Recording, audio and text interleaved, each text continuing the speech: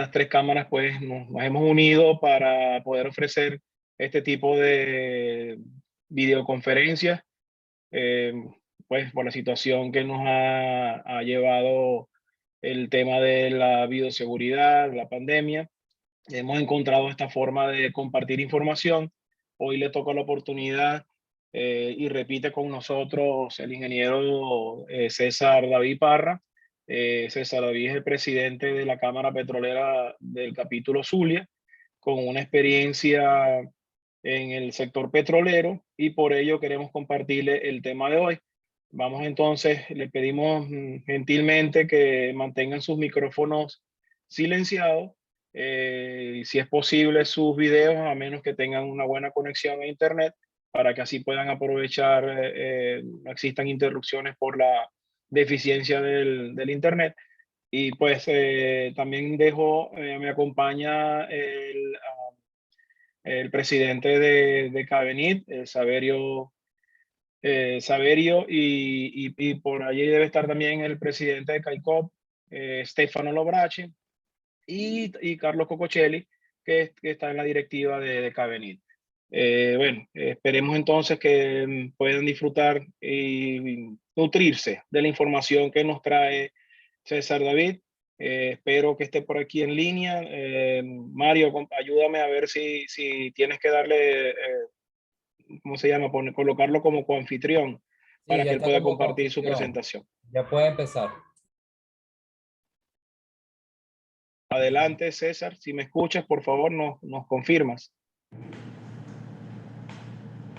Ya te estoy viendo. Bienvenido, César. Muchas gracias nuevamente por acompañarnos. Muchas gracias a ustedes, muchas gracias Osvaldo, muchas gracias Saverio, muchas gracias a todo el equipo de Cabenit, a CIL y CAICOP, ¿ok? Gracias por darnos la oportunidad de poder presentar alternativas y tal cual como lo dice el título, perspectiva de cómo lograr recuperar nuestra industria y nuestras capacidades de producción de petróleo y gas. Antes voy a compartir la presentación. Está comenzando a compartir, ahí la estamos viendo, César. Sí. Antes de avanzar y de manera muy puntual, quiero hacer una aclaratoria, y es que esta presentación es desde el sector conexo de servicios privados a la industria petrolera. Bajo ningún concepto y bajo ninguna acción nosotros queremos reemplazar el rol y las responsabilidades de los entes de Estado o entes gubernamentales, ¿ok? Nosotros básicamente estamos enfocados en formar parte de soluciones y en presentarlas. Insistimos y estamos convencidos de que el Zulia cuenta con calidad y cantidad de reservas de petróleo y de gas, ¿ok? Y bueno, vamos a ver en perspectiva cómo sería factible un aumento de la producción del sector de petróleo y gas en este siglo XXI, que nos llama a reflexionar acerca de el cómo y el qué. ¿Okay? Como lo dijo Osvaldo, mi nombre es César David Parra y simplemente soy un venezolano con sentido de pertenencia enfocado en formar parte de soluciones. Antes de poder pasar a hablar de perspectivas, yo creo que es importante entender los antecedentes y entender qué ocurrió y por qué y dónde estamos desde el punto de vista de lo que fue la producción petrolera del siglo pasado, lo que está haciendo en este siglo XXI y los potenciales, ¿ok? Para luego pasar a hablar de todas las soluciones y o oportunidades. Por favor, Osvaldo, confírmame que el audio es perfecto, la imagen es perfecta para poder continuar. César, sí, se escucha, te vemos tu pantalla, vemos la pantalla que nos estás compartiendo, vemos tu imagen y se escucha muy bien. Muy bien, perfecto. Gracias. No, gracias a ti. Entonces, vamos a ver las estadísticas. Yo, básicamente, cada planteamiento, cada reto que me planteo, siempre me gusta hablar con fundamentos técnicos y con métodos científicos. Y yo creo que esta gráfica habla por sí sola, y es una estadística desde 1913 a 1914 que inicia nuestra exploración petrolera de manera formal hasta 1943, que se llamó la etapa de concesiones. ¿Okay? Esto fue una industria y todos estos niveles de producción son basados y fundamentados en básicamente, como los llamó o los llamaron los presidentes de aquel momento, en los museos. Es decir, fue la industria desarrollada y explorada por empresas transnacionales. Luego, en 1943, de 1943 a más o menos 1993, está el otro periodo que se llama nacionalización, la decisión del Estado venezolano de nacionalizar la explotación, la exploración y la producción, y bueno, en consecuencia se inició un proceso de crecimiento, pero aquí hay que aclarar que en todo este proceso de crecimiento, hasta 1970-1971, que fue nuestro pico de mayor producción, siempre ha sido con la participación del sector privado. ¿Okay? La industria siempre se ha soportado en los servicios y en la actividad que presta el sector privado.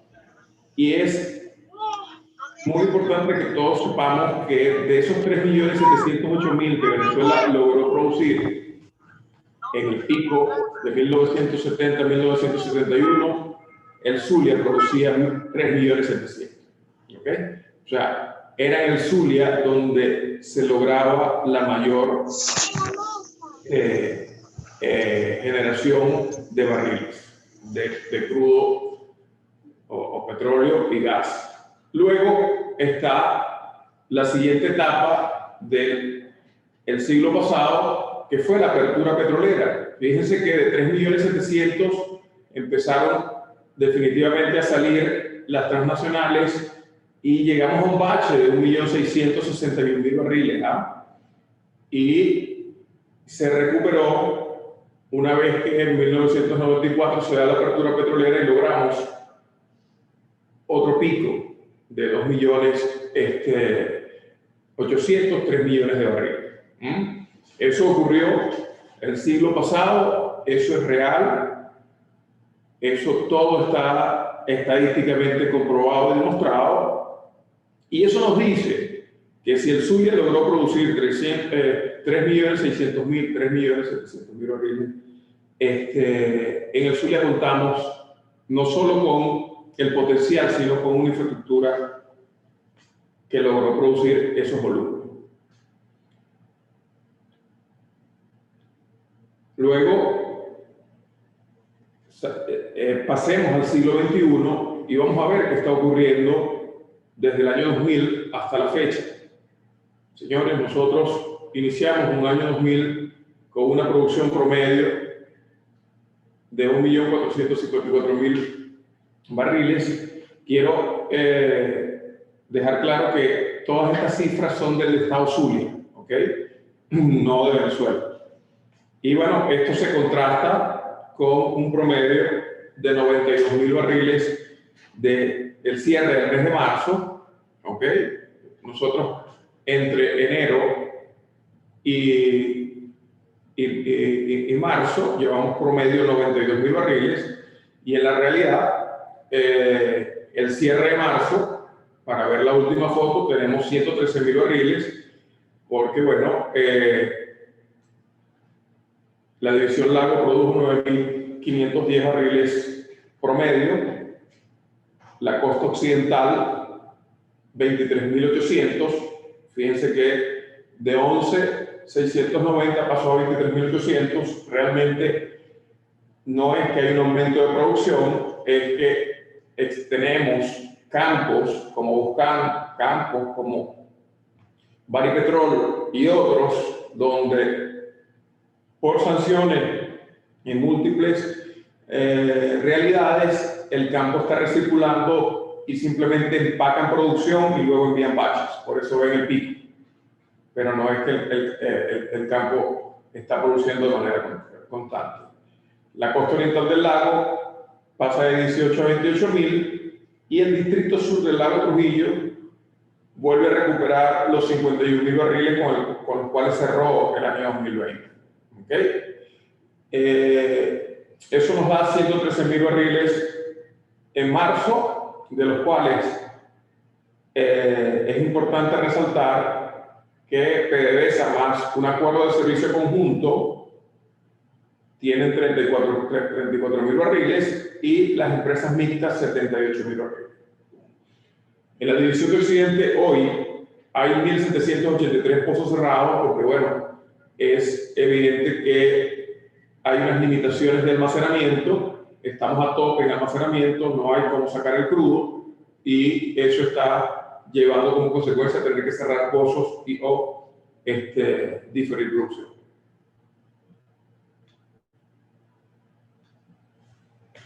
Y hablar del Zulia sin hablar de Venezuela no lo creo.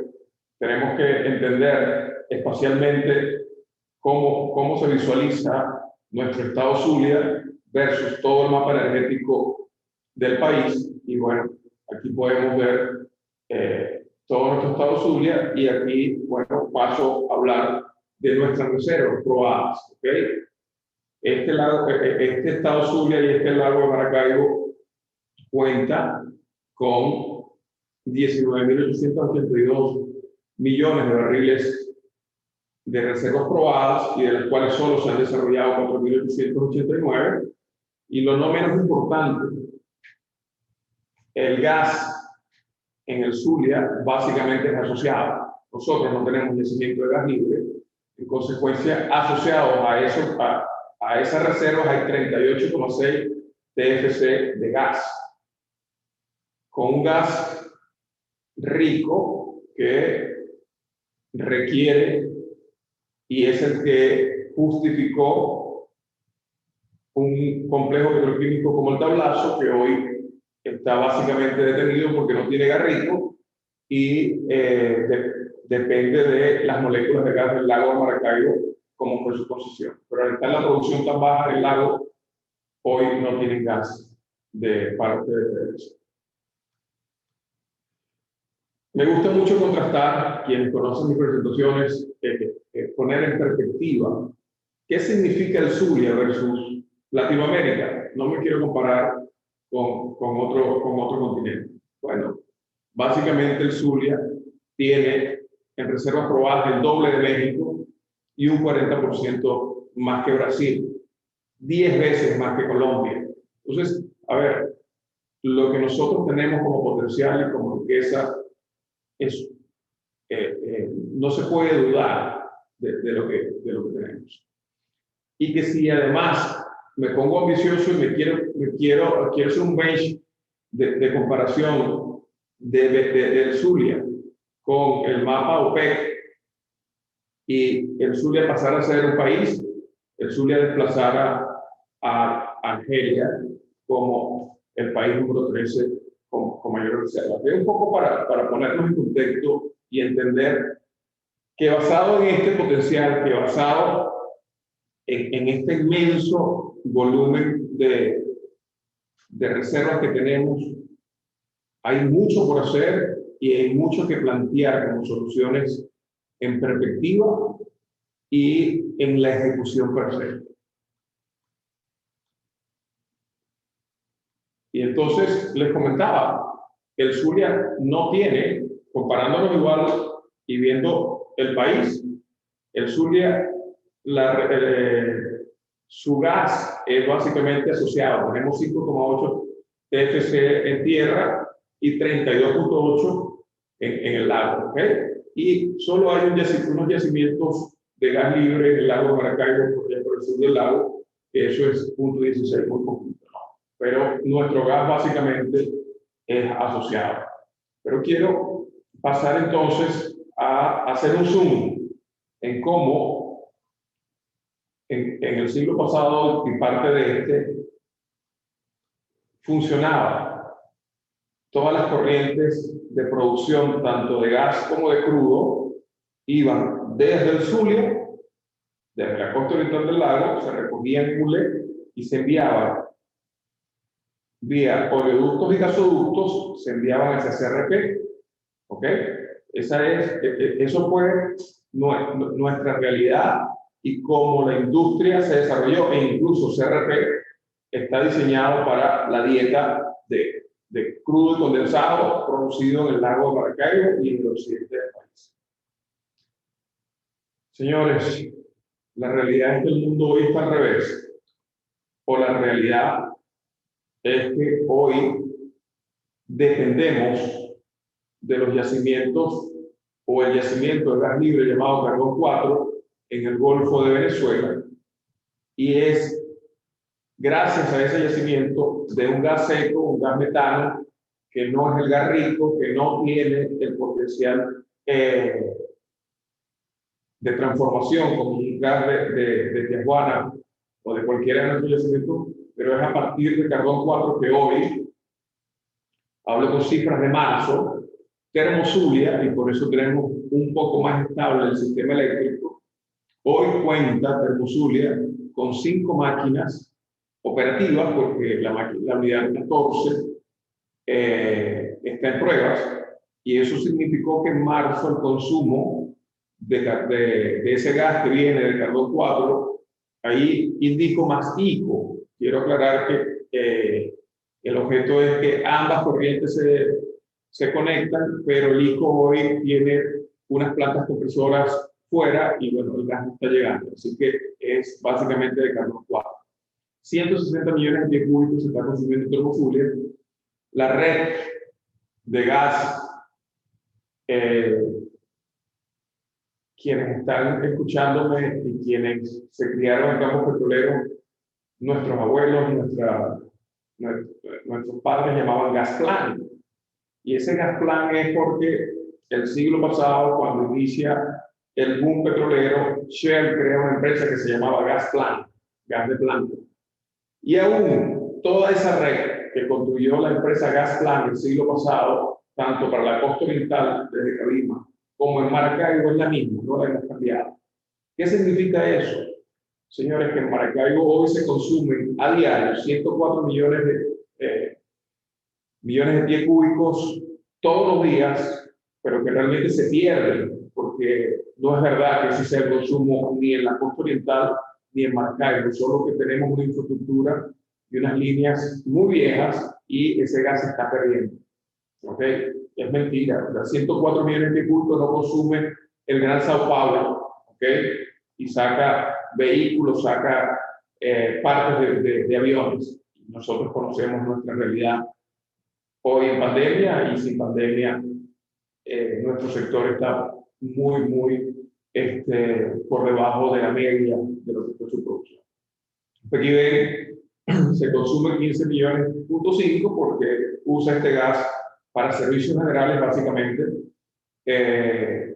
para generar electricidad, y servicios generales no lo puede usar para sus procesos, es decir, las plantas olefinas 1 y 2 requieren de gas rico, y el gas que viene de carbón 4 es un gas metano que no tiene la calidad. Más con este gas, si se pudiera reactivar la producción de fertilizantes en Pequibén, produciendo amoníaco y luego urea. Y PDVSA, parecerá irónico, PDVSA, que está más o menos en 92.000 barriles día. Evidentemente, si tengo 92.000 barriles día, tengo muy poco gas asociado y necesita mayor volumen de gas. Y PDVSA se está consumiendo 71 millones de la misma fuente de carbón 4 para poder mantener sus operaciones. En total, 350 millones de pies cúbicos todos los días llegan al Zulia para poder mantener nuestras operaciones.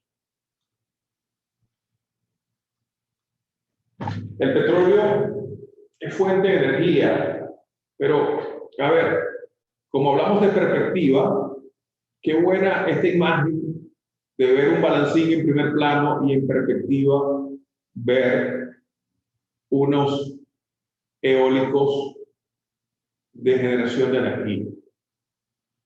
El gran reto de todos los que estamos en este negocio petrolero es entender que en el siglo XXI ya el petróleo no es la única fuente de energía y que además estamos llamados a llevar el planeta y por ello a tener mayor tecnología en nuestros procesos para la menor emisión de carbono y de contaminación.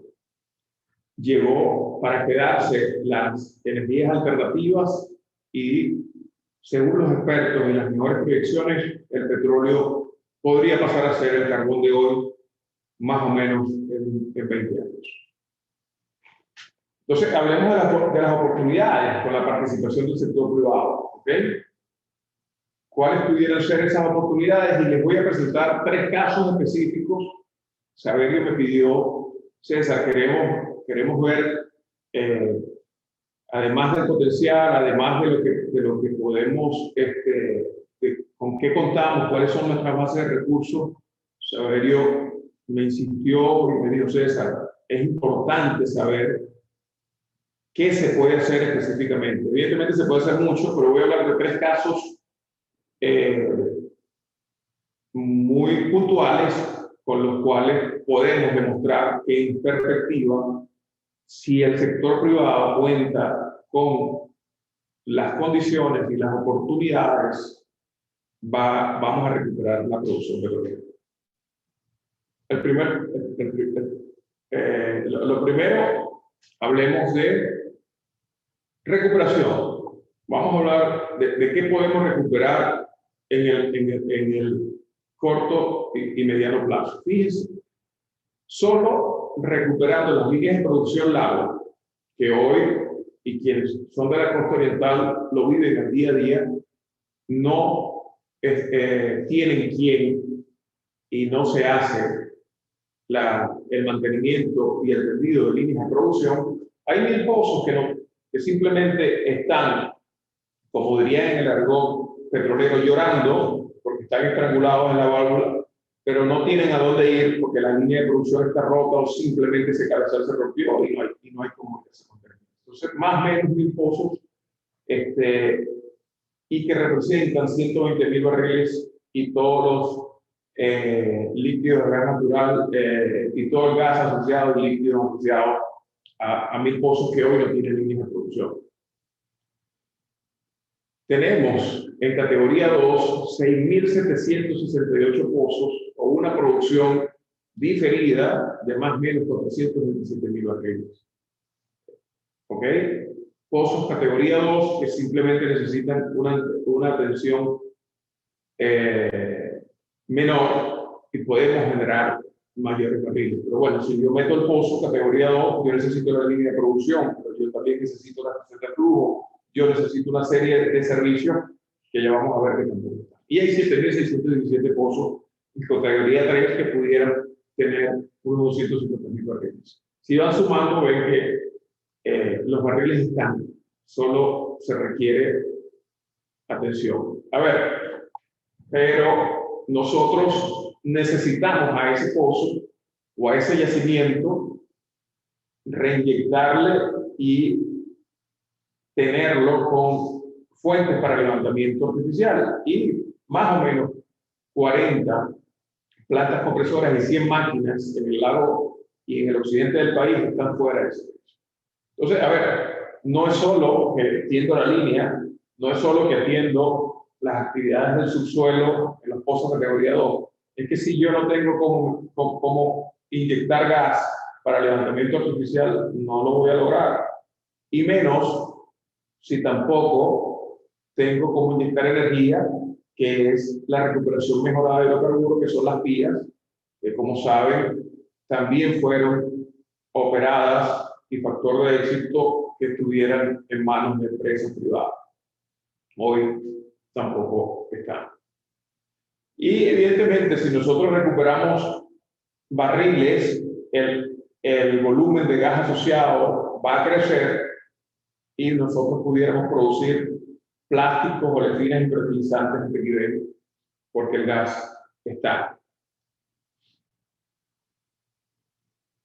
Entonces, ahora sí voy a hablar en particular de tres casos. En este primero, fíjense cómo con una inversión tan pequeña y un trabajo tan de rutina, ¿okay? como es el trabajo de guaya fina y guaya gruesa, podemos recuperar producción más o menos atendiendo entre 94 y 100 pozos, pudiéramos recuperar 8.000 barriles en 90 días y con una inversión de 4.2 millones de dólares. Eso se repaga de manera brutal y rápida con esa producción diaria.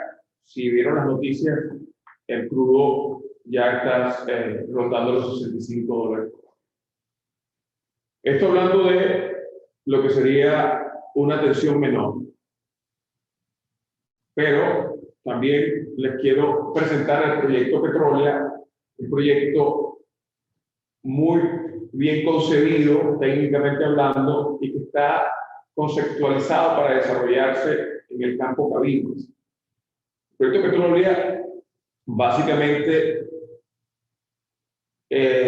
propone desarrollar toda la ingeniería, procura, construcción y operación de un proyecto integrado verticalmente que permita en el campo Cabimas, hoy operado por la empresa mixta, por cierto, con producción cero, o por lo menos reportan cero hasta que empacan guaybaches, y este proyecto está enfocado en no solo atender aguas arriba, sino también lograr instalar unos equipos en el patio de tanques H7 para producir gasolinas, diésel, jet, fuel oil, bunker, para ser distribuidos y vendidos en estaciones de servicio y terminales. ¿Okay? Entonces, a este tipo de propuestas y de soluciones estamos llamados del sector privado. Allá no solo decir, bueno, yo solamente sé de servicio pozo, o yo me quedo solo en facilidades de producción, o yo doy un servicio público. Es necesaria la participación en toda la cadena de valor. Hoy más que nunca, creo que es necesario y muy justificado.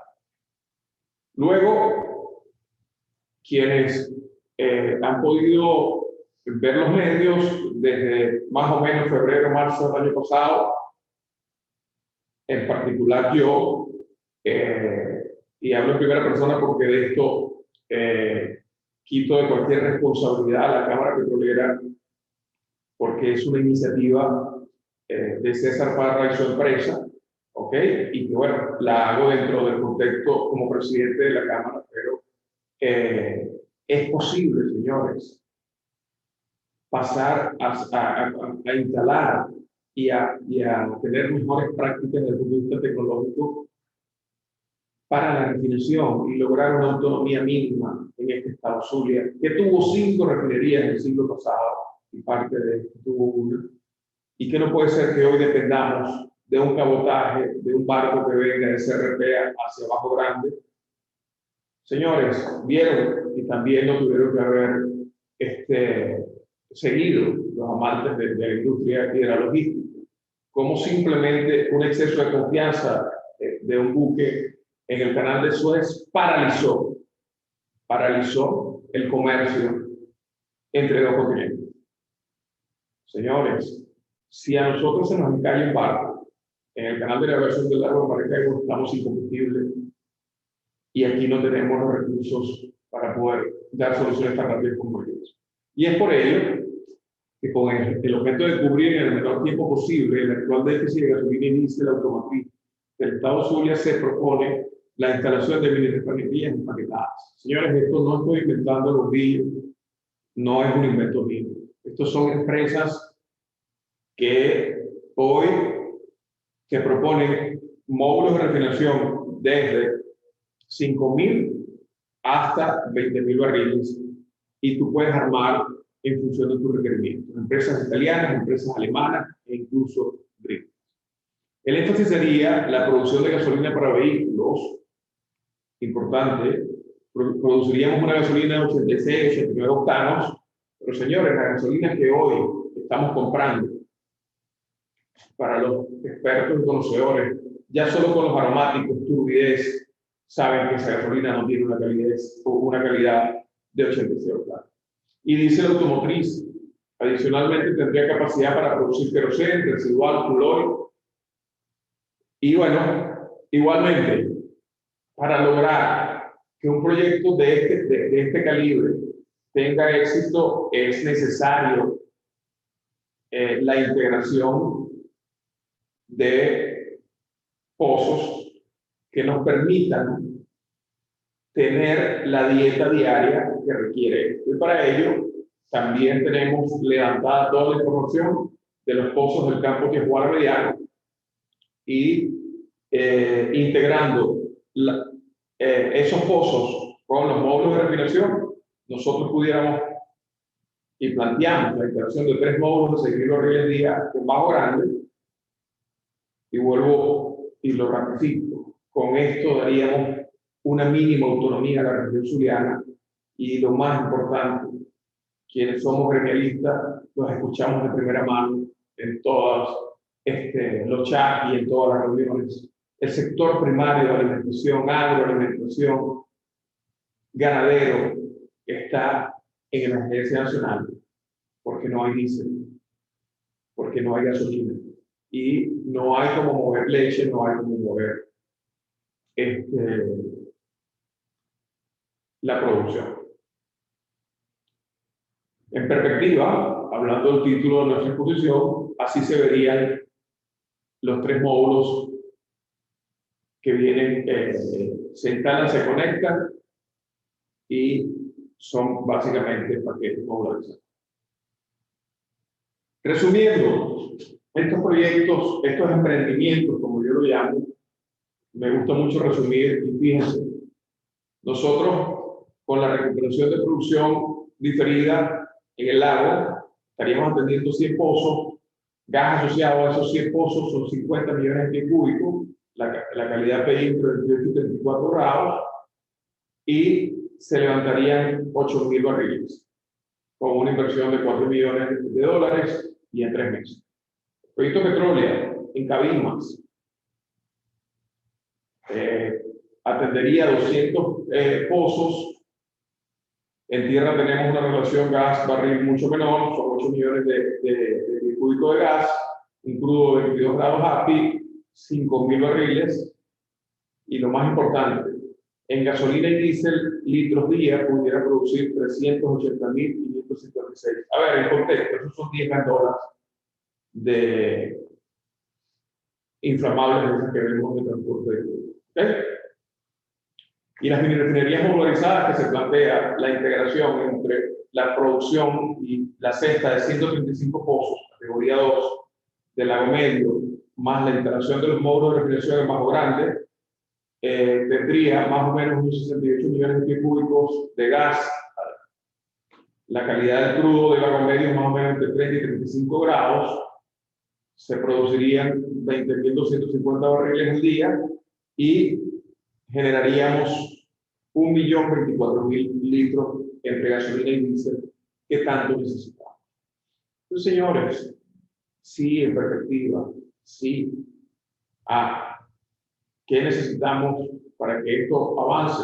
El proyecto número 1 no tiene ninguna limitación, es simplemente una decisión del ente contratante o del operador y puede pasar adelante. Para el proyecto Petróleo y para las microrefinerías sí necesitamos unas mínimas condiciones porque los montos de inversión son mayores y hoy el Estado se reserva la comercialización y el Estado también se reserva, porque la ley de mayo del 2009 sigue estando vigente, todo lo que son las actividades del sector primario.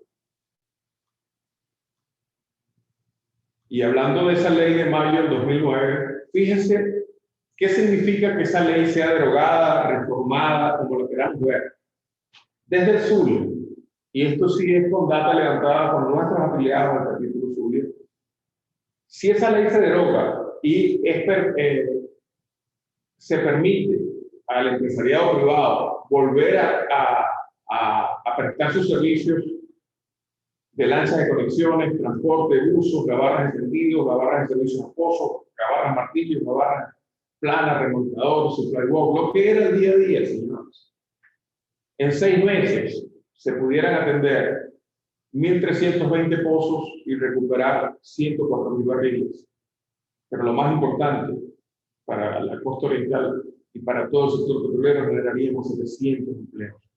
En 18 meses, porque bueno, nos planteamos en corto, mediano y largo plazo, pudiéramos integrar y poner en producción 1.980 pozos más y generar 134.000 barriles adicionales y 1.050 empleos, para llegar a 3 años con 3.620 pozos operativos, 250.000 barriles asociados y 1.376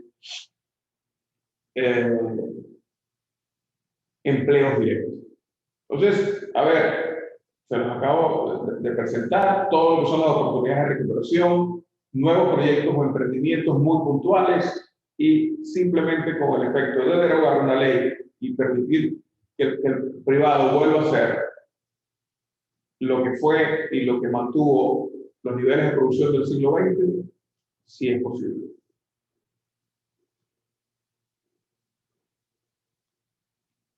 Pero todo eso requiere un marco general mínimo y unas condiciones mínimas que yo las llamo de esta forma. Nosotros necesitamos recuperar la gobernabilidad más laboral. Y nosotros necesitamos la seguridad. Y la seguridad no es en una sola perspectiva o en un solo ángulo de visión. Nosotros necesitamos seguridad jurídica. Dentro de ellos puntualizamos el artículo 18, participación nacional, más oportunidades para los venezolanos. Ya les acabo de mostrar que esos dos emprendimientos, el proyecto Petróleo y las minirefinerías, no necesitan de tecnología o la participación de transnacionales. Señores, venezolanos, empresarios locales, con fuentes de financiamiento, podemos hacer esos proyectos. Que es el punto 2, permitir mayor participación del empresario privado venezolano. La ley de mayo del 2009 hay que reformarla, derogarla, pero bueno, mientras esté vigente, todo el empresario o todo el que preste un servicio hoy, que sea asociado a las actividades primarias, ese es sencillo de llegar a un pozo a prestar servicios de guayafina o gruesa, necesita un mínimo de equipos, pero tú no puedes, con el marco legal vigente, no puedes prestar esos servicios, porque por ello se expropiaron y nacionalizaron una serie de empresas. Reformar la ley orgánica del trabajo. La ley orgánica del trabajo vigente debe tener un capítulo, si no la cambian, un capítulo que sea petrolero, porque la industria petrolera es 24/7 y no puede ser que no se pueda trabajar más de 3 horas sobre 5 al mes y todas las realidades de esta nueva ley orgánica del trabajo, que lo que hace es limitar. Necesitamos seguridad financiera, fuentes de financiamiento, pagos oportunos, incentivos fiscales. Es el día a día que no tenemos incentivos fiscales y lo que sí tenemos es una depredación y unos municipios definiendo unos servicios municipales y unos servicios impagables en esta realidad. Y no menos importante, la protección física. Necesitamos seguridad y protección física para nuestros empleados, para nuestros activos. Todo lo antes indicado nos dice, bueno, entonces, ¿cuáles son los retos que tenemos para lograrlo? ¿Cómo recuperar o aumentar la producción en Zulia? ¿Cuáles son esos retos muy puntuales? Recuperar el potencial de producción con la exploración de nuevas áreas y amplios centrales. Tenemos muchos años sin hacer exploración. Muchísimos años. Y sin la exploración no hay forma de tener nuevas áreas, no hay forma de optimizar las existentes y mucho menos lograr recuperar producción. Trabajar en los pozos categoría 1, categoría 2 y 3. Esos son pozos que existen, lo que hay es que atenderlo. Y ellos tienen asociado a la producción. Tenemos que integrar tecnologías versus maximizar producción, porque nuestros yacimientos no podemos hablar de linaje de tradición, no podemos hablar de que iniciamos en 1914 y que hoy, este año, cumplamos 106 años y que nuestros yacimientos son nuevos, ¿no? Pero sí tenemos todavía muchísima tela que cortar para nuevas áreas y aún nuestros yacimientos y nuestros pozos están produciendo. El día de ayer, el pozo P84 cumplió 75 años. Para los petroleros deben conocer que ese fue un pozo que fue récord Guinness en el mundo. Ese pozo el 15 de abril del 46, él solo producía 10.000 barriles de crudo 32 grados ápice. Y en marzo del 49 tuvo el récord Guinness, 32.000 barriles ese solo pozo. Señores, eso no estoy hablando de una fábula, eso es una realidad. De ayer cumplió 75 años ese pozo. Debemos reflexionar y modernizar las instalaciones, el talento humano, señores. Sin talento humano, por lo menos, el negocio petrolero no puede ser exitoso. Y nosotros necesitamos atraer y retener nuestro talento humano. Eso es un reto bien complicado, pero que tenemos que lograr. Porque les presentaba en perspectiva como el Zulia tiene 10 veces las reservas de Colombia. Señores, Colombia logró contemporáneamente en los últimos 24 meses llegar a 900 millones de barriles día gracias a empresarios y a talento humano venezolano.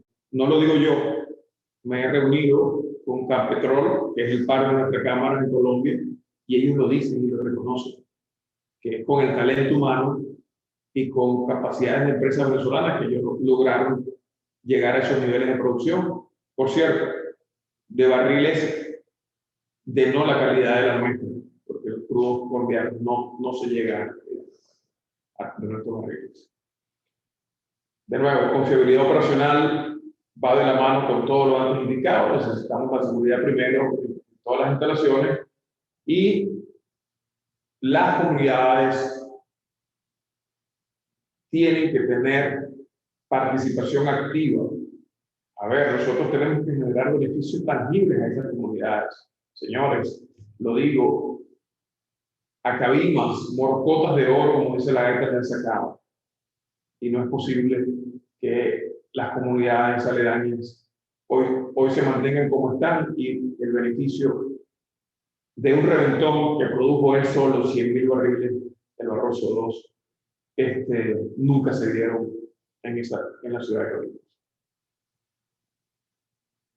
Dios bendiga a Venezuela y muchas gracias por su atención. Señores, soy todo oídos, para mí es un placer y estoy presto a escuchar cualquier pregunta.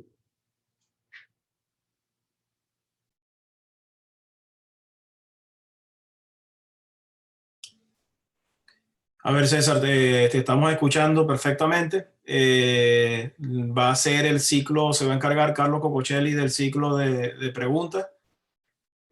Carlos, a ver si estás por allí, por favor, para que entonces tomes la batuta en el caso. César, te felicito. Me gustó mucho el approach de tu presentación, porque hablaste para aquellos que no conocen mucho del tema y para quizás algunos de nosotros que hemos estado metidos en este rollo petrolero desde hace más de 25 años, sigue siendo información que uno quiere escuchar porque suena esperanzador y suena viable.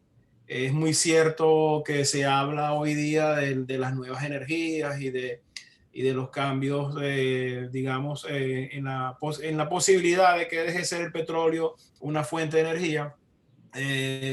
Ciertamente hay que ser bien enfáticos en decir que las energías tienen que ser sustentables. Y el petróleo, a pesar de que ahorita como que la gente no lo, digamos, en común se habla de que no es un contaminante y todo aquello, sigue siendo una fuente de energía viable, sustentable y que puede ir de la mano de otras fuentes de energía. Hay una foto que me encanta mencionar, que es el hecho de que ves un carro eléctrico cargando, pues, recargándose, pero para que ese carro eléctrico funcione tiene que haber una planta que funciona a través de gasoil. Entonces, no podemos descartar que nosotros seguiremos siendo un país petrolero. Adelante, Carlos, por favor. ¿O por qué se categorizan de esa manera por los pozos? Pues 1, 2 y 3. ¿Cuál es la diferencia que hay entre esos distintos tipos de pozos? A ver si nos explicas esa parte para quienes hemos estado en el mundo petrolero por mucho tiempo, pero no lo conocemos a fondo, ¿no? Te dejo el micrófono para ver si me aclaras esa duda. Sí, Carlos. ¿Cómo no? Carlos, un placer, hermano. Déjame buscar mi lámina de soporte para mostrarla, ¿no? Esta lámina no la mostré, pero la muestro para responder a tu pregunta. En la industria petrolera categoría 1, pozos categoría 1 son los pozos activos. En la división de Occidente contamos con 3.649 pozos activos con un potencial de producción de 407.000 barriles. ¿Okay? Ya ven que la producción reportada es mucho menor por todo lo que ya les expliqué. Categoría 2 son pozos inactivos, producción inmediata. ¿Qué significa esto, Carlos, y el resto? Bueno, en la división tenemos 6.768 pozos categoría 2 que básicamente están por falta de la pesca, por falta de una atención menor, ¿okay? Nada de inversión de capital. Y categoría 3 son pozos inactivos, no disponibles, con producción inmediata, pero que sí requieren unos trabajos de subsuelo, unos trabajos mayores, ¿okay? O lo que se define como inversión de capital. No sé si con eso te respondí.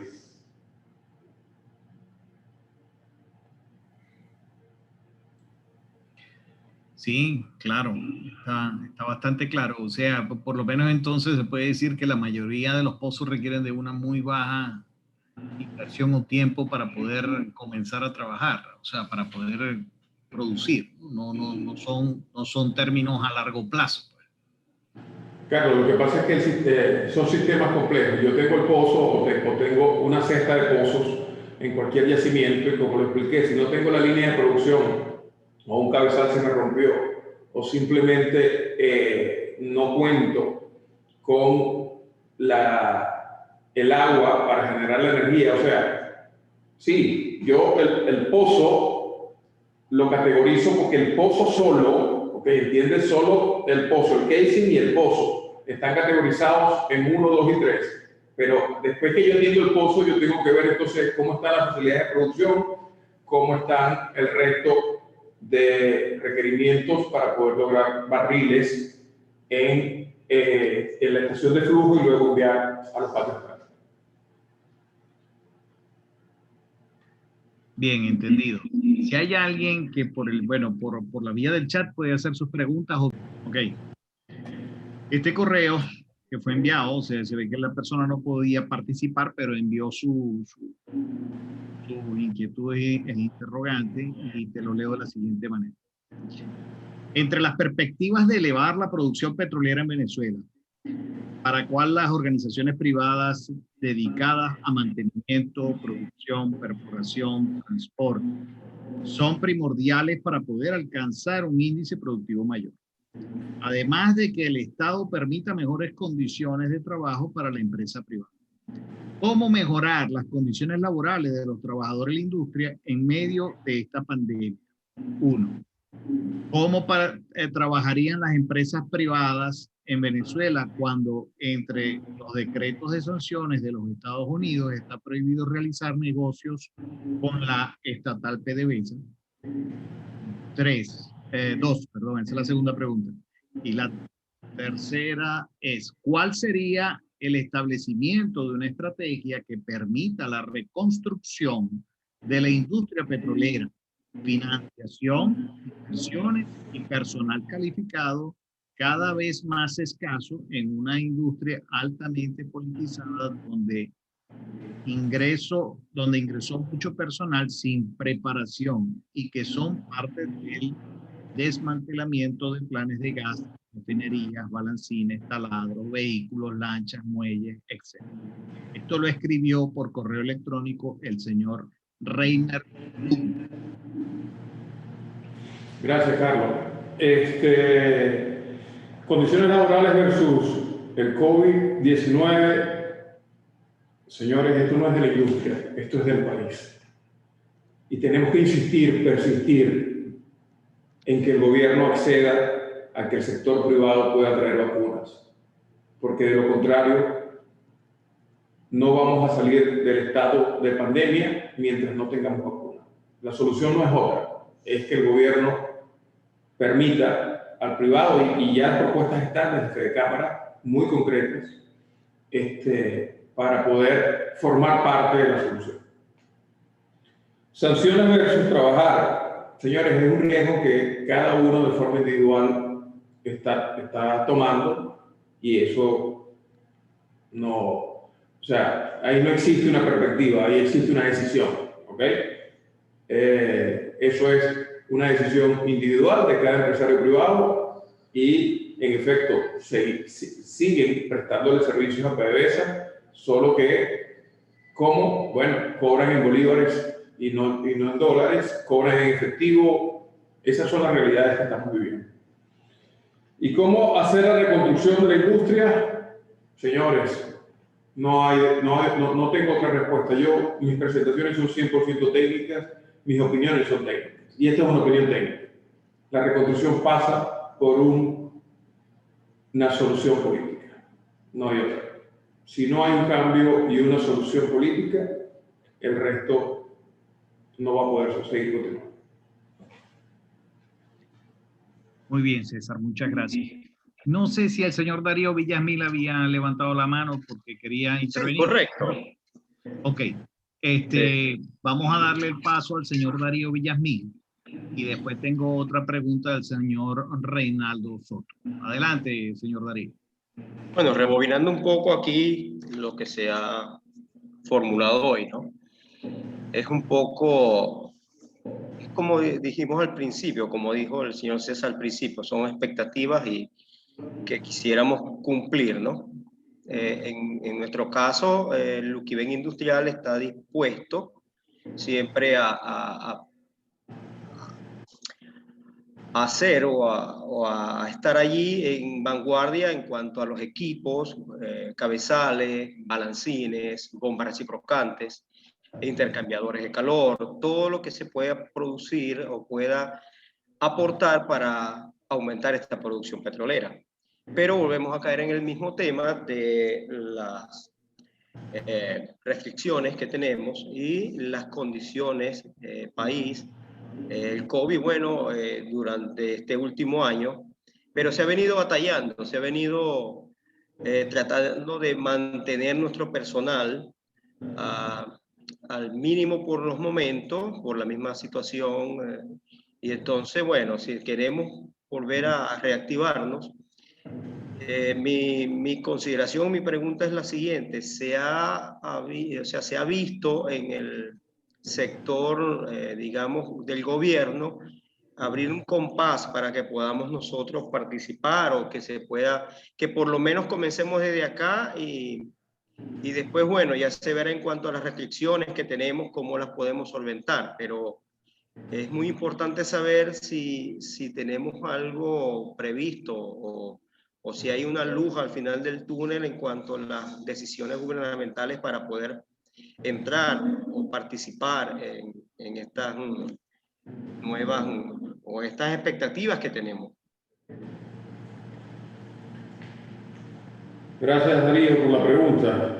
Me vuelven a llevar al terreno de lo gubernamental político que no es el que domino a profundidad, pero lo que sí te puedo responder es que el gobierno siempre ha estado dispuesto a trabajar con los privados. El problema no es trabajar, es que no hay fuentes garantizadas de pago. Y todos lo hemos vivido. 36, 24, y sume usted, señores, ejemplo muy claro, las empresas que en el 2009 fueron nacionalizadas, expropiadas, como las quieren llamar, aún no han pagado. Entonces, a ver, yo creo que ni en PDVSA ni en ningún ente de gobierno están negados a que el sector privado participe. El tema es que sea factible cuando existen tantas limitaciones para el cumplimiento y honrar contratos y pagos. Es lo que te puedo responder, Darío, porque esa ha sido una práctica, esos son hechos reales.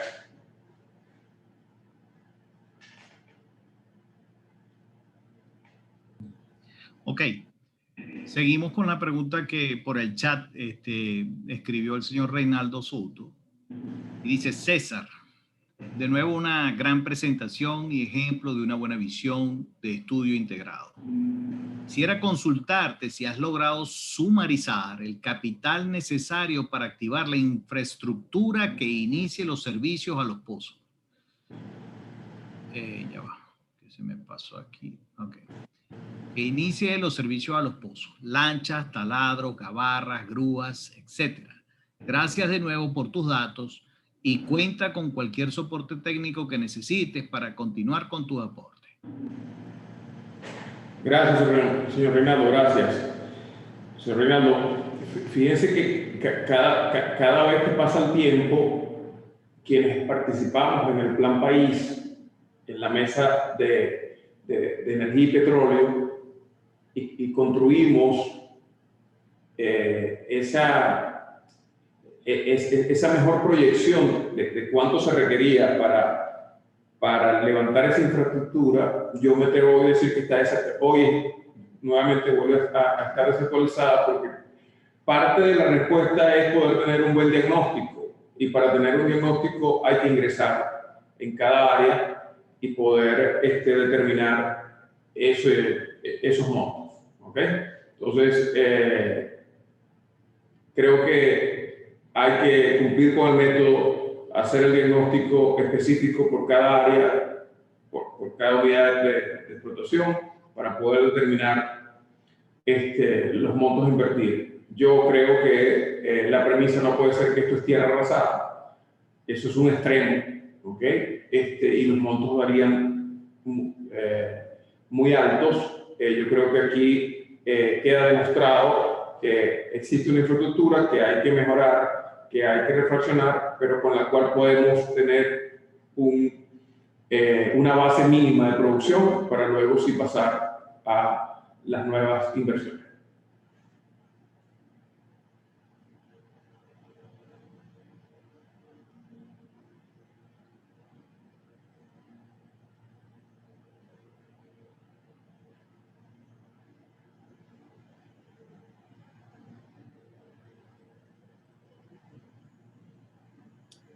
Te decía César que debe ser que Carlos se desconectó.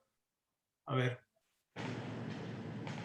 Ahí, bueno, hay un comentario. Carlos, no te veo, Carlos. Voy a tomar la palabra para que no quede en silencio esto y continuar pues con No, ya estoy aquí. Tenía perdón, listo. Adelante, Carlos, disculpa. Ok, ok. De Leonardo Romero tenemos una pregunta de donde dice, me gustó mucho la presentación. Como dice Osvaldo, trae muchos recuerdos a los que tenemos tiempo en este medio. Te comento que dejar de ser el petróleo en Venezuela, su recurso principal, mal manejado actualmente, es bastante difícil.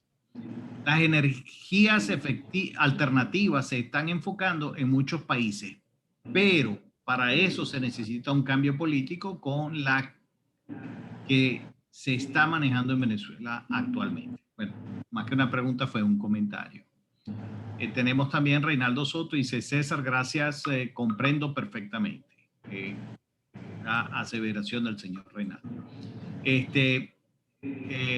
Yo tengo otra pregunta, César. En relación a lo que es la recuperación de la producción por la inversión mínima o máxima que haya que hacer. En cuanto a los recursos que tenemos en Venezuela para poder hacer esta reactivación, y refiero a sabemos que el recurso humano, bueno, estamos escasos en ello, pero me refiero al recurso tecnológico. ¿Es necesario traer nuevas tecnologías de afuera?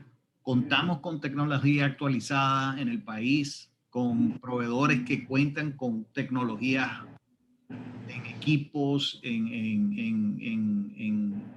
sistemas, etcétera, que son de vanguardia para poder empezar esta recuperación en determinado momento.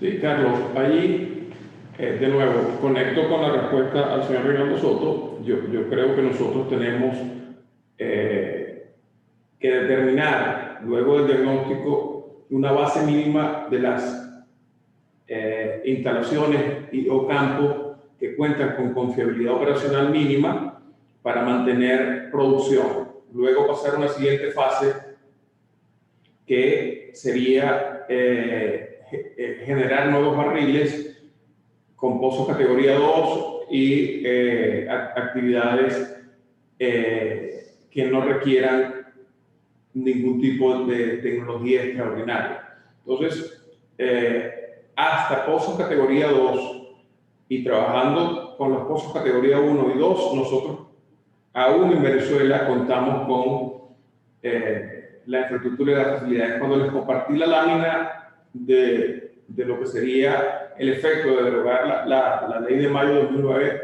allí quienes están en la costa oriental y vieron la cantidad de equipos dijeron, no, esto no está aquí. En efecto no está, pero los empresarios privados de linaje y tradición ratifican su compromiso, y si en Venezuela hay condiciones, ellos están dispuestos a hacer las inversiones y traer los equipos al lugar. ¿Okay? Y la mayor tecnología, Carlos, que necesitamos es la que nos maximice la generación de barriles costo-beneficio en unos yacimientos que, como conocemos, tienen una longevidad de promedio de mayor a 50 años. Entonces, allí es donde hay que trabajar con nuevas prácticas y mejores prácticas tecnológicas y luego sí, ya la fase de exploración y producción, sin lugar a dudas, necesitamos la participación de los jugadores de primer nivel con las últimas tecnologías.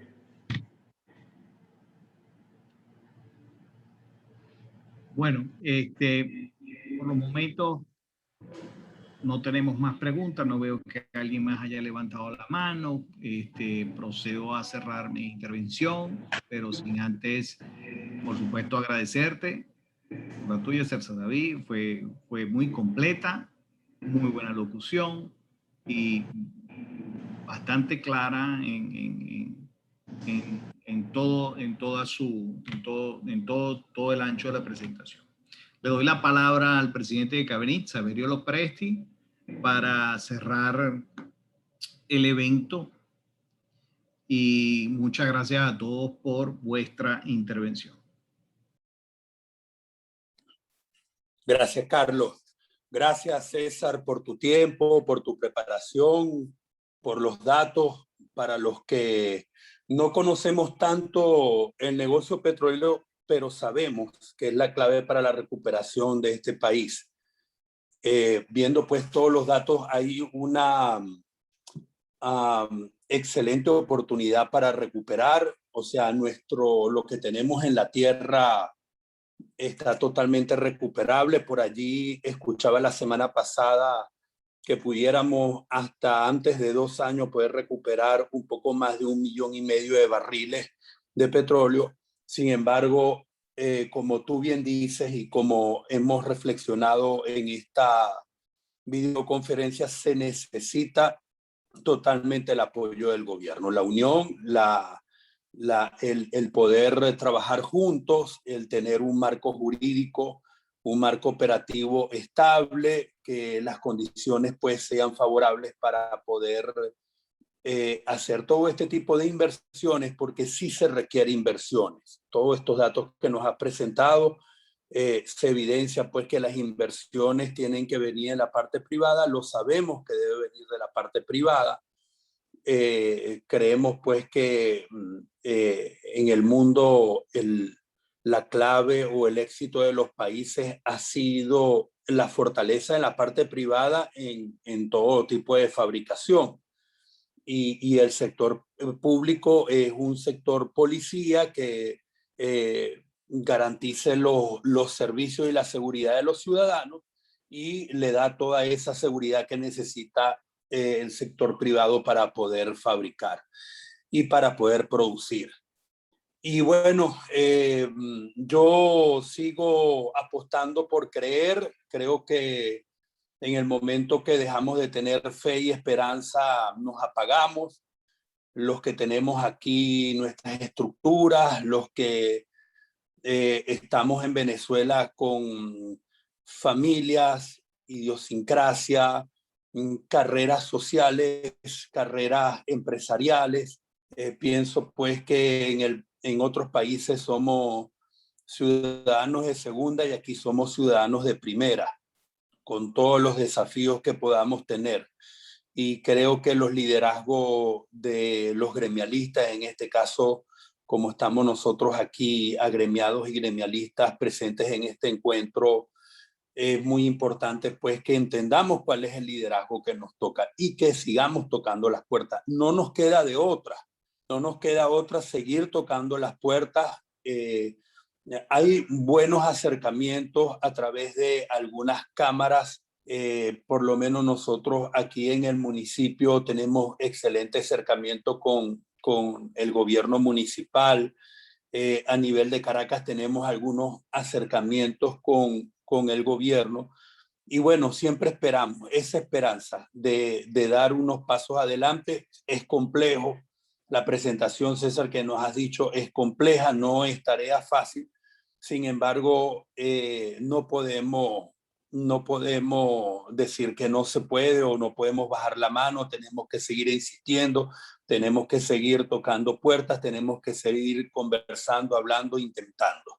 Así que bueno, muchísimas gracias, César. Gracias a todas las personas que nos acompañaron hoy, gremialistas, amigos de las 3 cámaras de esta alianza tan bonita, pues que en todo el año pasado pudimos hacer no menos de 20 webinars y bueno, este año siendo un poco más prudentes, estamos haciendo quizás una videoconferencia mensual, estamos uniendo esfuerzo con otras cámaras para poder ofrecer también otras videoconferencias a otras cámaras y así pues el esfuerzo que se ha compartido.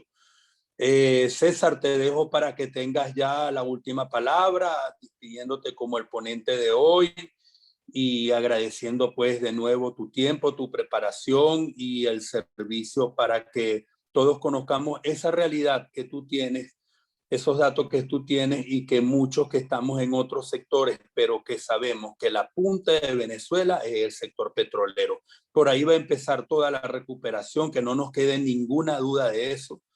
este país se recupera y despega de nuevo cuando ese sector petrolero lo haga.